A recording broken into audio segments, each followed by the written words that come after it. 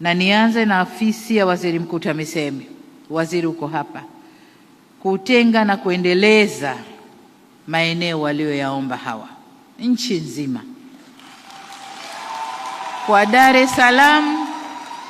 Dar es Salaam nimemwachia mkuu wa mkoa wa Dar es Salaam akusaidie kazi hiyo, lakini kwa nchi nzima wasiliana na wakuu wa mikoa na wilaya ili waweze kutenga maeneo mazuri ya kazi za mama lishe na baba lishe, lakini vile vile kuwapatia miundombinu bora kwa shughuli zao.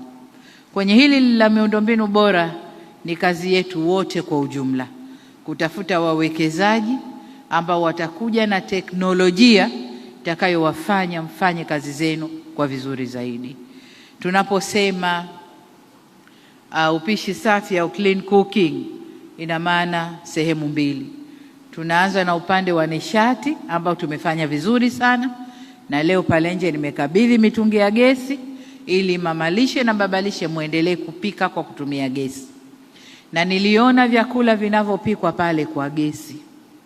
Nimekuta pilau imepikwa kwa gesi, ugali umepikwa kwa gesi, nimekuta samaki amerostiwa vizuri kwa gesi, lakini nililoshangaa kitumbua pia kimepikwa kwa gesi. Tumezoea kitumbua unajaza mafuta kwenye karai, mwaga huko mchele, geuza toa kitumbua. Nimekuta kitumbua kinatumia mafuta machache sana, na teknolojia lile karai linalopika kitumbua, na kitumbua kile kimeiva mpaka ndani. Kwa hiyo haya ndio maendeleo tunayotaka. Hakuna moshi, hakuna kukohoa, hakuna kutoa machozi. Nimewakuta wanageuza tu, mambo yanakwenda vizuri pale. Nikawauliza ladha ya chakula, kwa sababu tulipoleta wazo la kupika kwa gesi, la kwanza ilikuwa ladha ya chakula itapotea. Tumezoea kwa kuni, tumezoea kwa mkaa, chakula kitapoteza ladha, lakini sikuruhusiwa kuonja, lakini chakula kile nina hakika na wenyewe wamesema ladha ni ile ile. Ladha ni ile ile. Kwa hiyo mageuzi haya yanataka pia mageuzi ya mtazamo wetu.